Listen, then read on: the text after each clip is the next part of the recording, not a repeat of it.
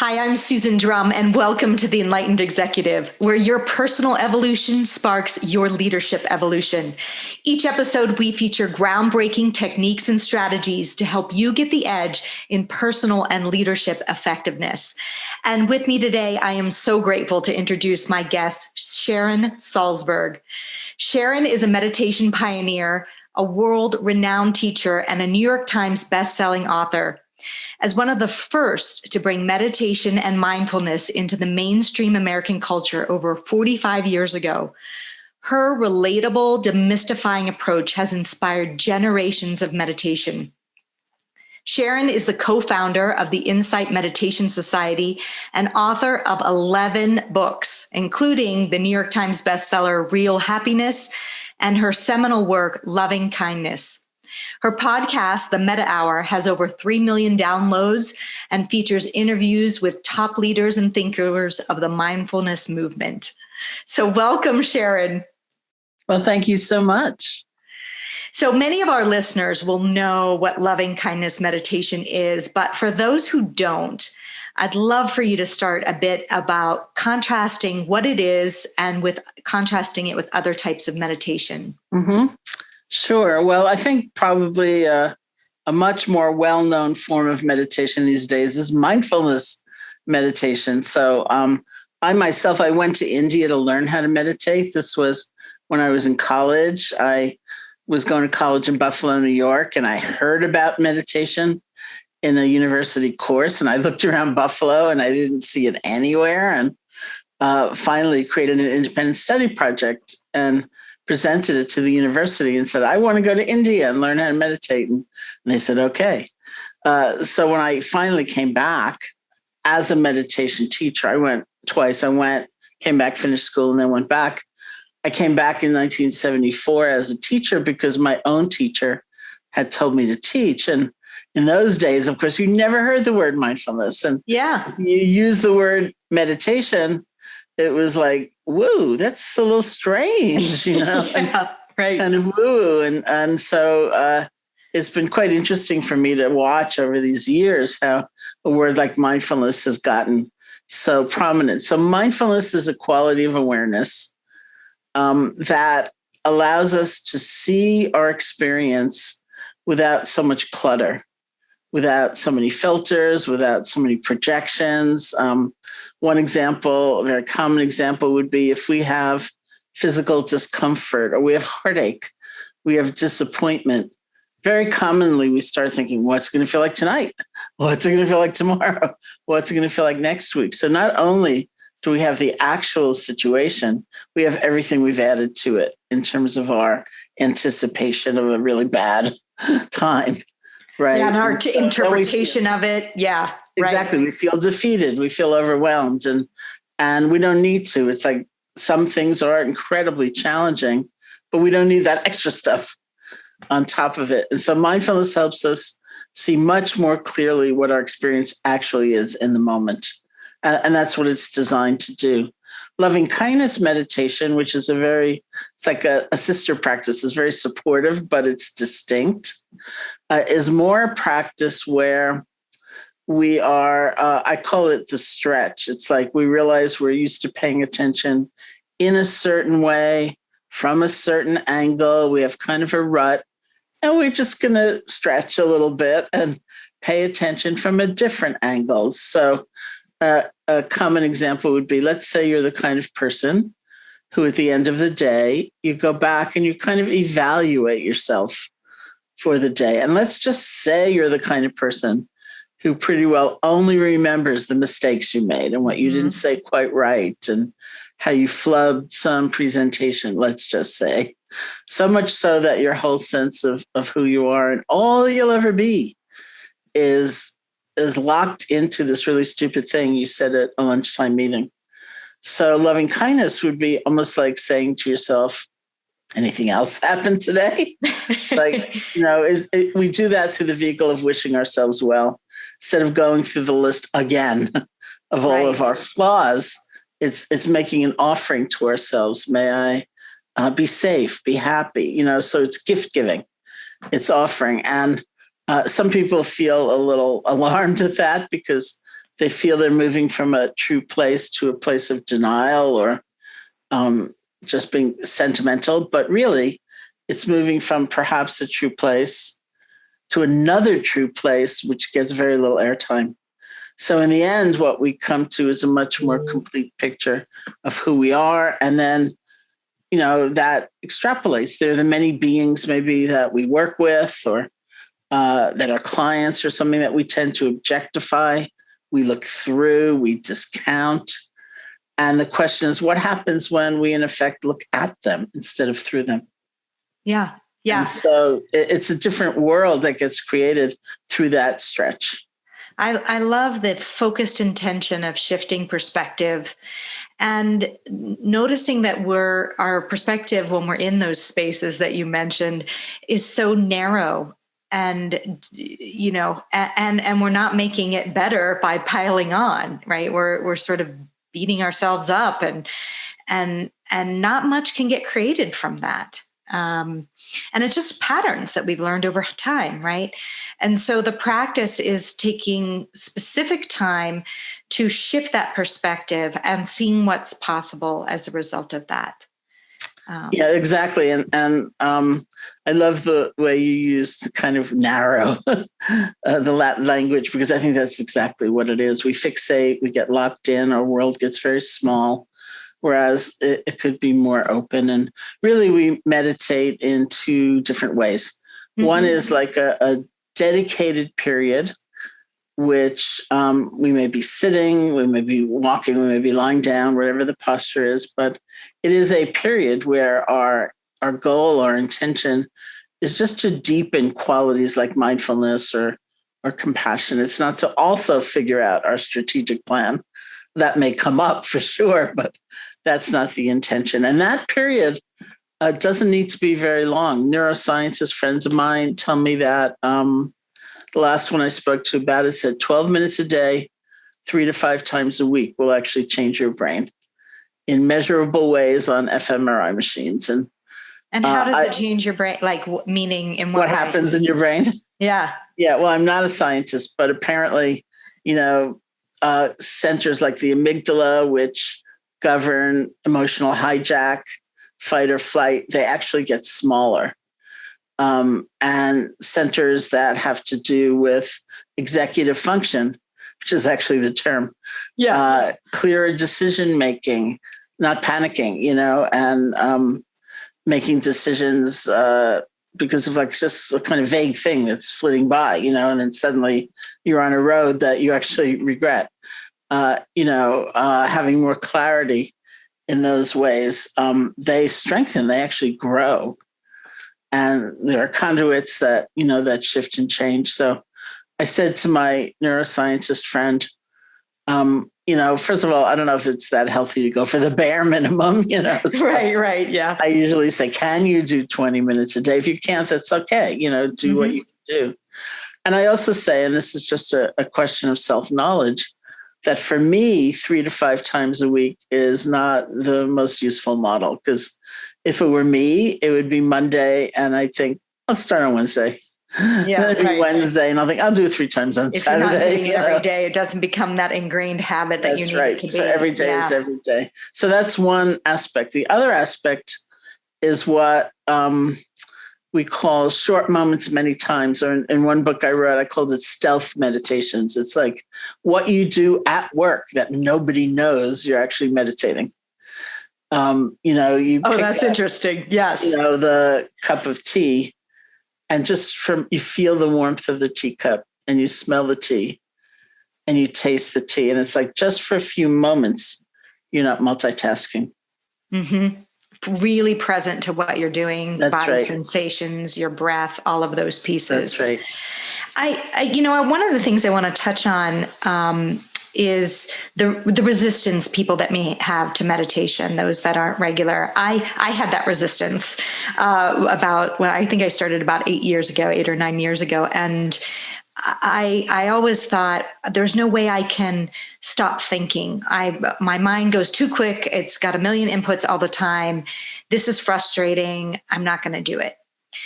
And it wasn't until I was challenged with some sleep issues that I thought, I've got to look into this. And I actually started with Vedic or TM, transcendental meditation, which was mantra focused and breath focused. And what I can't believe now is that I don't go a day without getting up, and the first thing I do is meditate, because I do find it transformed my outlook. It did improve my sleep. But now it's almost like my day is not as good without spending that 20 minutes. And so I think the two biggest objections that I've heard when I've suggested meditation to leaders is I don't have the time, or I can't do it. So I wanted to hear I'm sure you've heard those objections as well, in all your trainings over the years. How do you handle, let's take that one that like, I don't do it right, and therefore I shouldn't do it. Well, I think that's a very, very interesting question, because all of us have different ideas. And we also have these patterns of sometimes pretty harsh self-criticism and perfectionistic standards. And, I think it's worth, in terms of meditation, getting some understanding of what's to be expected. Because it's just like you said, like so many people have said to me, oh, I tried meditation once, I failed at it. You say, well, what do you mean you failed at it? We don't believe you can fail at it. And I say, I couldn't stop my thinking. I couldn't make my mind blank. It's some image we have of there should not be any thoughts arising. And that's really not what happens anyway. It's not about eradicating the ability to think. Right. It's much more about changing our relationship to our thoughts. And I think anybody can actually relate to the concept of getting a little bit of space. Yes. The thoughts may come, they may be torrents of thoughts, but we don't have to take them all to heart. We don't have to be guided by them, each of them, in making our choices. We just want a little bit of space, not distance, not icy, cold distance, but just some space, Yeah. So that we can watch things come and go. We can learn sort of the emotional entanglements that the thoughts are implying. We can see some cause and effect there. And if we have enough space, we also see options. We see alternatives. Back to the model you kind of hinted at, which I'm very taken with because I'm writing about it now. The sort of narrowness, constriction, tight place compared to a more open, expansive place. So, rather than taking the habit of self-judgment, like I have too many thoughts, they're all stupid, It's just more judgment, right? It's just more judgment. Even more reason why you need to meditate. Yeah, exactly. It's like actually taking the time and learning a little bit about what to expect. I think, and it's, do your thoughts have you, or do you have thoughts? And I think the meditation allows you to take a step back to say, these are the thoughts that I'm noticing a pattern. And can I, through loving kindness meditation in particular, can I try on a different shift, a different perspective of that internal dialogue and what's possible as a result of that? How do you handle the other objection of, I just don't have time? Well, I would say, do you have 12 minutes 3 to 5 times a week? Like when we say we don't have time, sometimes we're thinking you need hours, and you have to sit in some pretzel-like pose and, and it's like straining. And if you don't have 12 minutes, do you have 5 minutes? Do you have 3 minutes? I actually think it's the regularity of it. And if you don't have any of that, do you have like 10 seconds, literally? There have been studies done also on just those activities, like maybe the most famous one these days is don't pick up your phone on the first ring. Let it ring 3 times and breathe. And then you pick it up. So I once suggested that in a financial firm in New York I was teaching at. And I looked up and I saw the complete panic on everyone's faces. And I said, well, maybe for you just twice, just like let it ring twice, and that we have. And there have been studies done that is that is making a difference. Just those, kind of sprinkling of meditation. Yeah, that same thing. Do you have your phone or does your phone have you? Wow, are we reactive to the phone? Yeah. Mm-hmm. Mm-hmm. And so well, speaking of executives, I'm wondering, so you've got your retreat center, and I'd love to hear a little bit more about that. But I think providing some examples of maybe people who came in like me, were skeptical, particularly in the executive world or entrepreneurs, and really saw the transformation by just being consistent with the practice. Do you have any examples like that? Yeah, there are many kinds of examples. I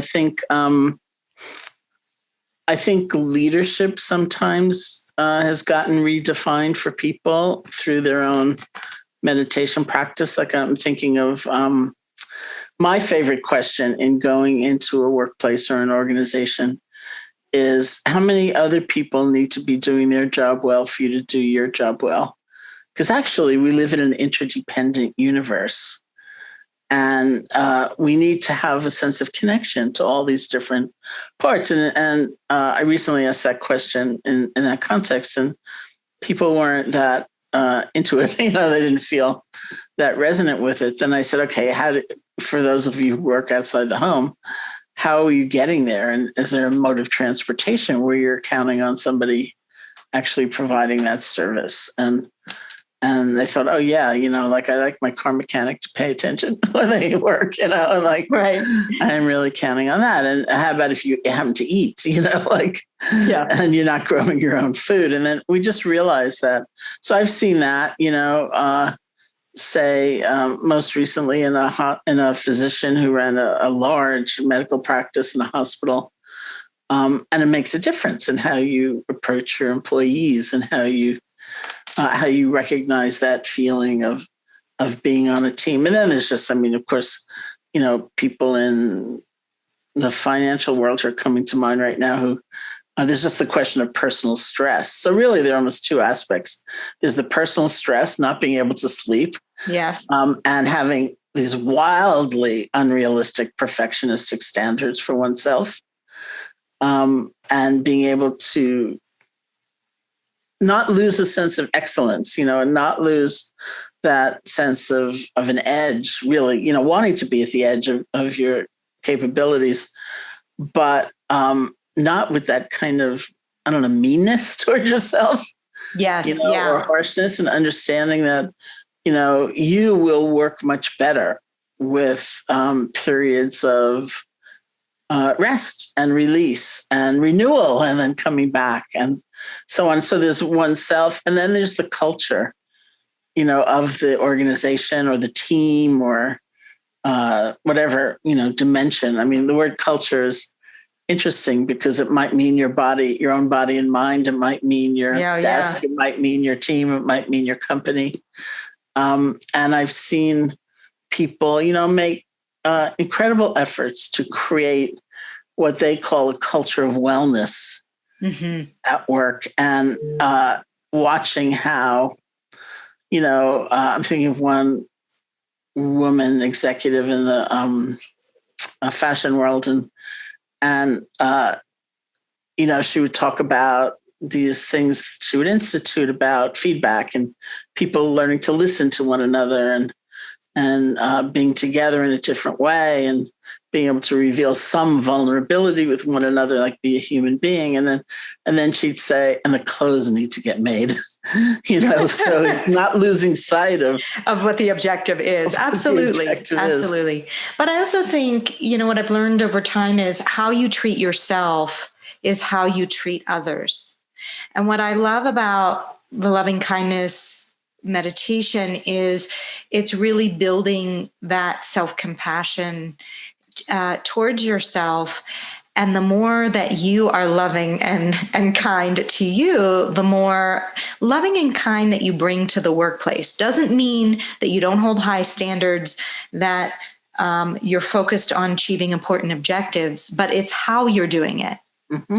Right. So maybe you could share a little bit more about your work around self-compassion. Yeah, well, I think it's one of the really confusing ideas, because I think I've taught, I don't know how many countless times, where I'll use the term self-compassion, which has gotten more popular in Western psychology these days. But, I use the term self-compassion. Somebody will raise their hand and say, that's just laziness. That's just like saying, I made a mistake. So what? I'll forgive myself. I can make another one in 10 seconds. Doesn't matter. I'll forgive myself again. But it's really not. It's like, I think if we look at our own experience, and certainly when I've looked at my experience, myself, it's like there's a kind of recognition, like I blew it, I made a mistake, I fell down.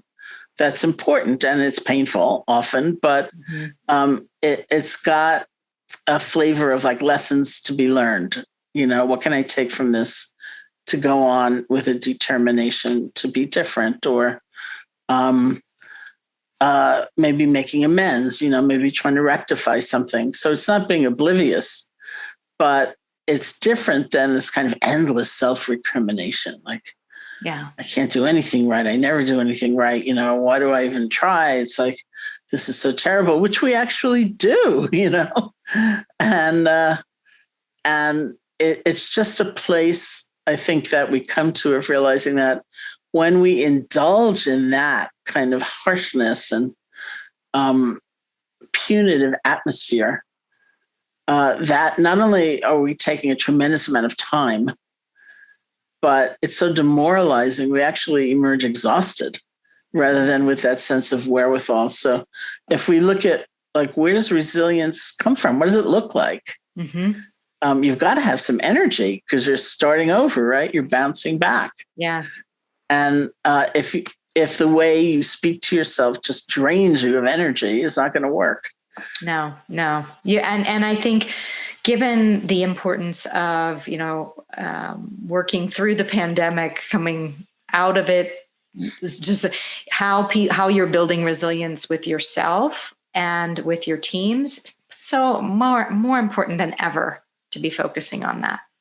So I'd love to get a little taste for our listeners and viewers on a meditation, a loving kindness meditation. So if you would be so honored as to lead us through a short one, just to give people a feeling of what we really talk about. Because we can talk about it, but actually doing it makes all the difference. Sure. So since the request was for loving kindness meditation, that's the one we'll do. It won't be for very long, but the idea of loving kindness meditation is that we silently repeat certain phrases. And the phrases are a way of making an offering. They're gift giving. It's like handing someone a birthday card and saying, may you have a great year. May you be happy. May you be peaceful. And we call different beings to mind. I say beings because it might be a puppy, for example. And we repeat those phrases over and over again. It's not a practice where you have to try to force a certain emotion or you have to block what's actually coming up. The skill set is actually something that is pretty universal across all kinds of meditation, which is your mind's going to wander. You're going to be just accept that. May you be happy, may you be peaceful. And then you're like redesigning your office, and wishing you'd gone to architecture school or whatever. And you realize that that's the critical moment in any practice where we need to learn to let go gently. It's what one of my meditation teachers called exercising the letting go muscle and coming back to the original object, whether that's the phrases of loving kindness or a mantra or the breath or whatever vehicle you're using. We're going to get lost, we let go, and we come back. So it's right there that what we were just talking about, resilience, being able to start over, being kind to yourself, it's all right there.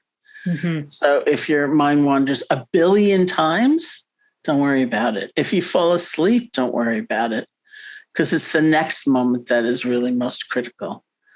Okay, so in loving kindness meditation, we are silently repeating these phrases, and we tend to make the offering to different beings, ourselves, someone we care about, maybe someone we're trying to help, and then ultimately all beings everywhere. So obviously you can't do too much in a very, very short sitting. So we'll do a little bit. Okay. That so if you want to just sit comfortably, sure. You can close your eyes or not, however you feel most at ease.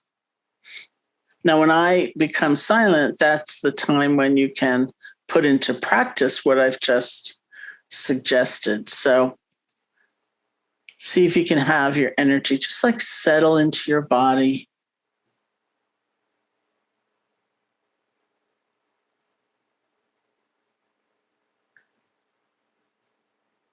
And I'll suggest a couple of phrases. If you have a loving kindness practice already, you may have your own phrases, but for now, if you don't, you might use these. And the first recipient classically is ourselves. So see if you can silently repeat, may I be safe, be happy,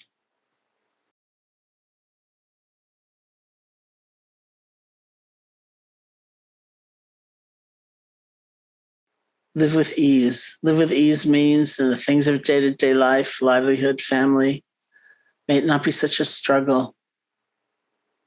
May I live with ease. May I be safe, be happy, be healthy, live with ease. People often ask, who am I asking? We're not asking anybody anything. We're gift giving, we're offering.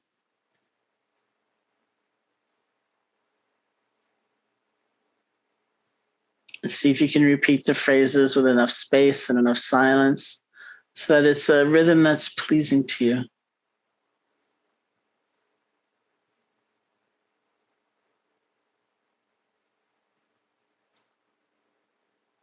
Remembering you're committing to pay attention differently for this little period.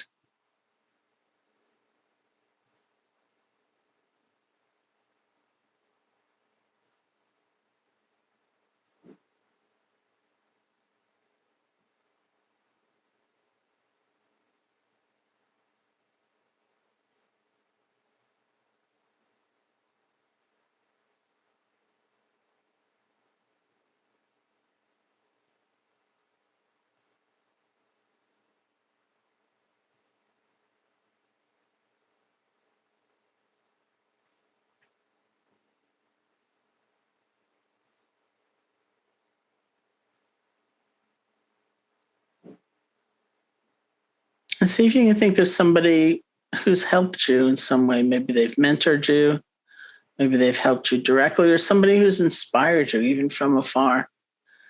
This is actually where I use the puppy, because in this pandemic, my friends adopted a puppy and they are so much happier as a family than they were before. So I think of the puppy and I just want to smile. So is there someone like that in your life? And if there is, you can bring them here. See if you can get an image or say their name to yourself. Get a feeling for their presence. And offer the phrases of loving kindness to them. Even if the words don't seem perfect, they're carrying the heart's energy, so they're serving us. May you be safe, be happy, be healthy, live with ease.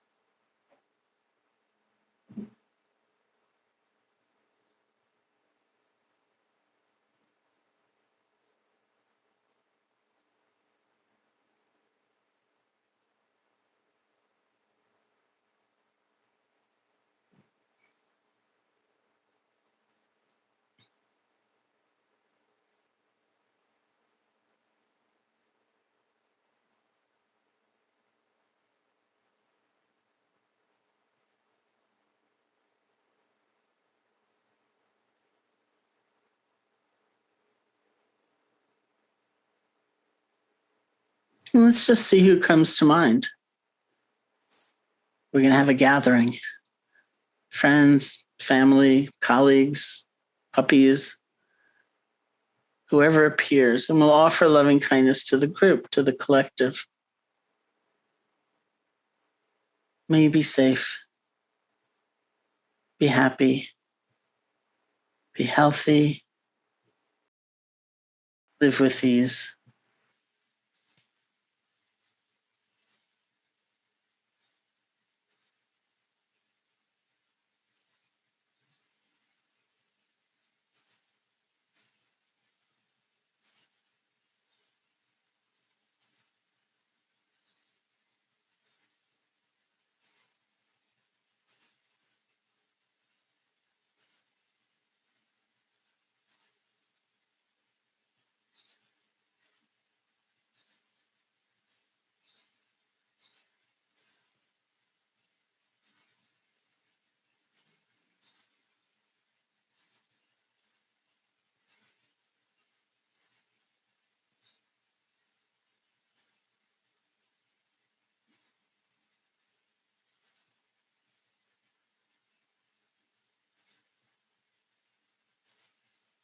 And then we'll close with just a kind of global wish. May all beings be safe, be happy,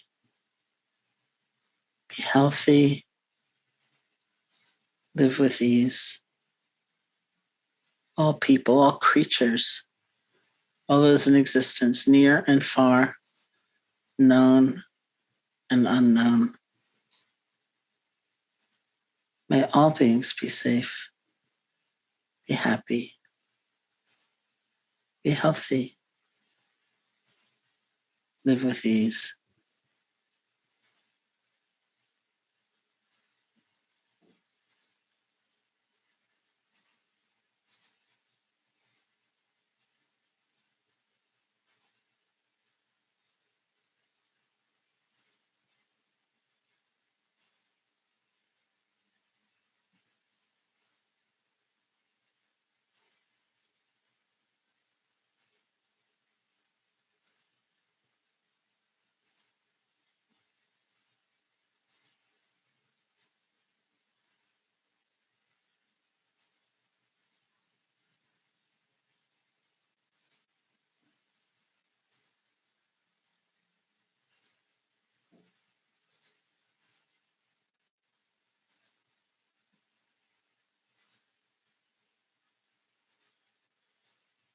And when you feel ready, you can open your eyes or lift your gaze, and we'll end the meditation.